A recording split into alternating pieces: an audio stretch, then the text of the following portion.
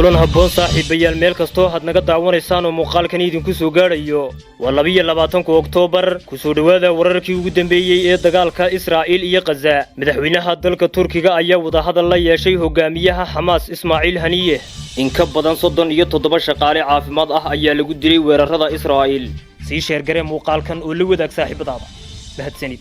wasaaradda caafimaadka ee Falastiin ayaa sheegtay in 250 weerar lagu qaaday shaqaalaha caafimaadka ee ku sugan xarumaha caafimaadka ee Gaza iyo daanta galbeed ee la haysto tan iyo 7 Oktoobar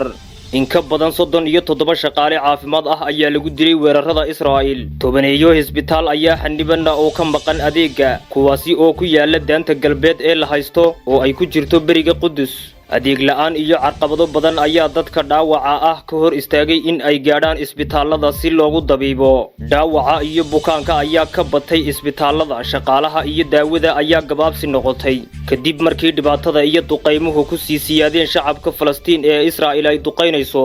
waxa marba marka ka dambaysa sii badanaya tirada dhaawaca iyo bukaanada u baahan adeeg caafimaad waxaana sii kordhaysa baahida dhakhaatiirta iyo helitaanka adeeg caafimaad waxa isa soo taraya warar sheegaya dhaqdhaqaaqyada ay sameynayaan ciidamada Xisbullah iyo ciidamada Israa'iil ee ku sugan xadka labadaasi dal ee Lubnaan iyo Israa'iil dhowr weerar ayaa ka dhacay dhul beeraley ah oo lagu magacaabo Shayba iyo deegaano kale madaxtooyada dalka Turkiga ayaa sheegtay in madaxweyne Rajab Tayyip Erdogan uu khadka telefoonka kula xidhiidhay hogaamiyaha Hamas Ismaaciil Haniyeh waxayna ka wada hadleen arrimaha ka taagan Gaza Erdogan ayaa ku wargeliyay dadaalada Ankara ku doonayso in gargaar bini'aadantinimo la gaarsiiyo Gaza iyo suurtagalnimada in la dabiibo dhaawacyada Gaza waxa intaasi lagu daray in Turkiga uu ka shaqeynayo sidii loo gaari lahaa xabad joojin labada dhinac oo degdeg ah nus milyan qof oo ku nool Gaza ayaa gabaad ka dhiganaya xarumaha hay'adaha qaramada midoobay u qaabilsan arrimaha qaxootiga Falastiin ee dhammaanba deegaanadaasi la go'doomiyay